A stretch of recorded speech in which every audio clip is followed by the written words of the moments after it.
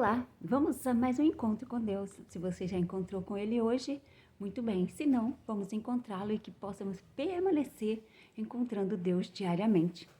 A nossa meditação fala assim: ver o que já existe.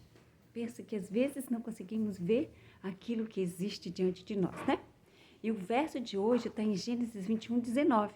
Abriu-lhe Deus os olhos, viu ela um poço de água.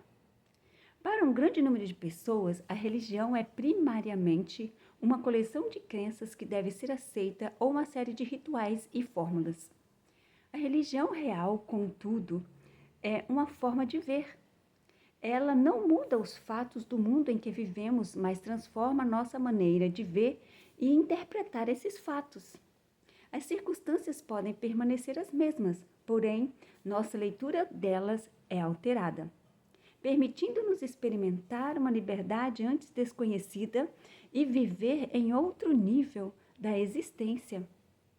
O capítulo 21 de Gênesis narra a história de Agar, a concubina de Abraão, que havia concebido um filho do patriarca, naquela tentativa de sua esposa de ajudar o plano divino.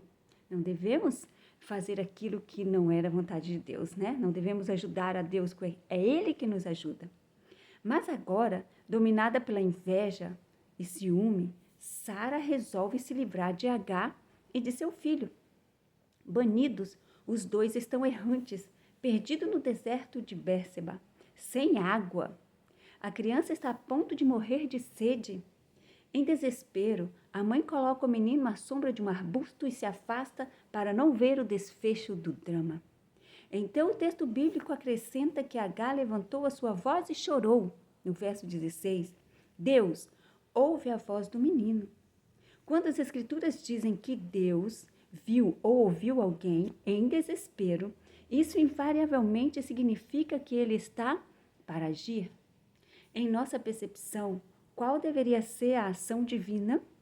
Esperaríamos que ele criasse um oásis com palmeiras verdes e uma cascata de águas cristalinas e refrescantes. Mas não é isso que lemos. Deus não realizou um milagre em nossos termos. Abrindo-lhe os olhos, viu ela um poço de água, diz o verso 19. Deus, ao que parece, não criou recursos que não existiam antes. O milagre se operou em Agar, para que ela visse o poço que passara despercebido. Assim, o mundo, em que momentos antes havia sido visto como árido e cruel, sem qualquer esperança, agora parece viável, oferecendo sustento à vida. O poço estivera lá o tempo todo. O mundo nunca fora inteiramente cruel e sem esperança, mas, até que Deus lhe abrisse os olhos, Agar viu a vida apenas como uma futilidade.